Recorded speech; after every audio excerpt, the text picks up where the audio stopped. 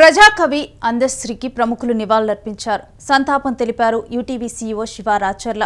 Lalapet GHMC పార్కులో పార్థివ దేహానికి ఆయన వెళ్లి నివాళులర్పించారు. ఇక అందశ్రీతో యూటీవీ సీఈఓ శివ రాచర్లకు ప్రత్యేక అనుబంధం ఉంది.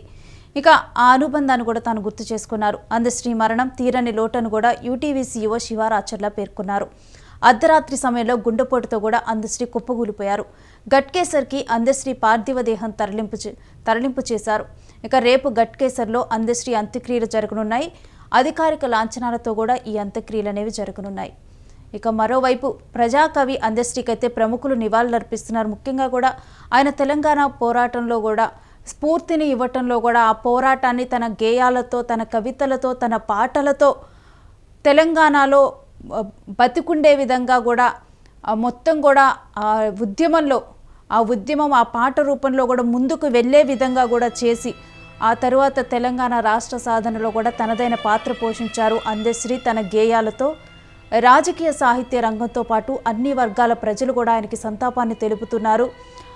అందశ్రీ జయ జయ హే తెలంగాణ అనే గీతంతో కూడా ఈ మధ్య కాలంలో చాలా చిన్న వాళ్ళకి కూడా తెలిసే విధంగా పాపులర్ అయ్యారు. తెలంగాణ స్కూళ్ళలో పాడే జయ జయ జయ హే తెలంగాణ, జయ జయ హే తెలంగాణ అనే పాటతో కూడా చిన్న పిల్లలకి కూడా సుపరిచితులుగా మారిపోయారు అందశ్రీ. అలాంటి అందశ్రీ కూడా నేల కొరిగారు. ఆయన లేని లోటు అనేది కూడా తీరని లోటులాగానే చెప్పాలి అందశ్రీ. ఇక శివరాచర్ల, ఇటు యూటీవీ సీఈఓ శివరాచర్లకు కూడా అందశ్రీతో కూడా ఒక ప్రత్యేకమైన అనుబంధం ఉంది.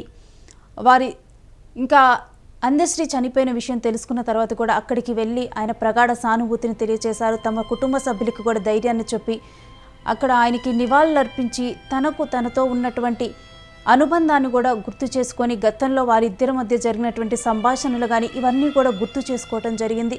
అందశ్రీ ఇటు యూటీవీకి వచ్చిన సమయంలో కూడా ఆయన ఎన్నో పంచుకోవటం జరిగింది.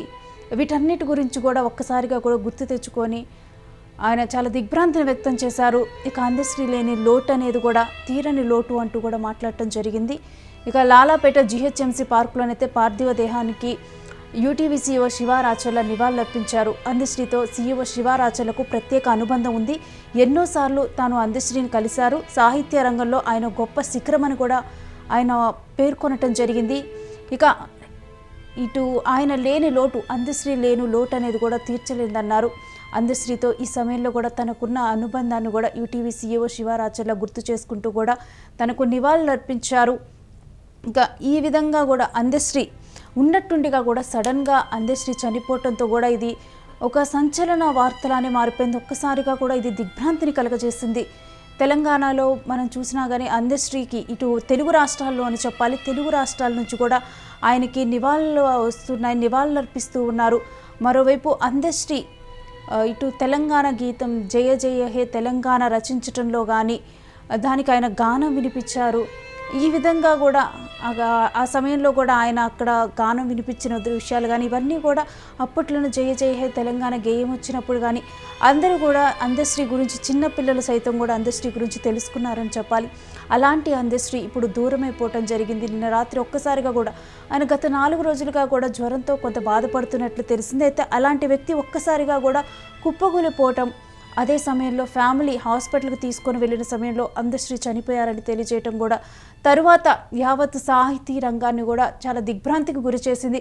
అందశ్రీ ఉన్నతమైన భావాలతో ఉన్నటువంటి వ్యక్తి. అలాంటి ఒక వ్యక్తి ఇప్పుడు ఇటు తెలంగాణ తల్లికి దూరం అయిపోయారనే చెప్పాలి. ఎందుకంటే ఆయన తెలంగాణ తల్లితో కూడా ఆయనకు ఒక దగ్గరి అనుబంధం అని చెప్పాలి. ఎందుకంటే జయ జయ హే తెలంగాణ గేయాన్ని ఆయన ఎంత ప్రేమగా రచించారనేది కూడా ఆ రచనలోనే అర్థమవుతుంది. ఇక తెలంగాణ ఉద్యమ సమయంలో కూడా ఆయన రచనలతో ఉద్యమానికి ప్రాణం పోశారు.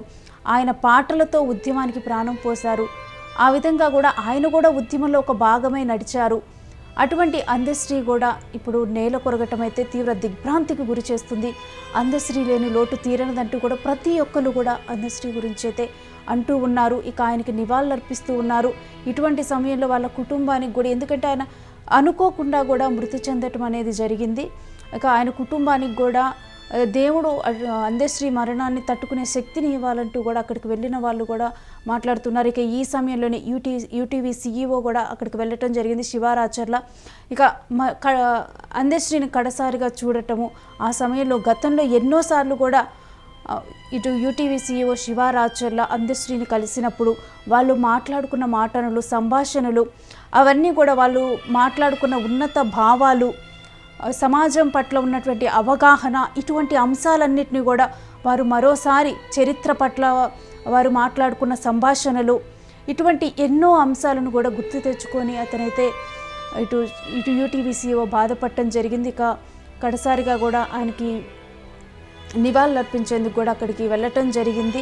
ఇక అధికారిక లాంఛనాలతో కూడా అంత్యక్రియలు జరిపేందుకు అందశ్రీకి అయితే ఇటు తెలంగాణ ప్రభుత్వం కూడా సిద్ధమైపోయింది. ఈ మేరకు సీఎం రేవంత్ ఆదేశాలు ఇవ్వటం జరిగింది. రేపు అందశ్రీకి కూడా అధికారిక లాంఛనాలతోనైతే సాగనిప్పనున్నారు.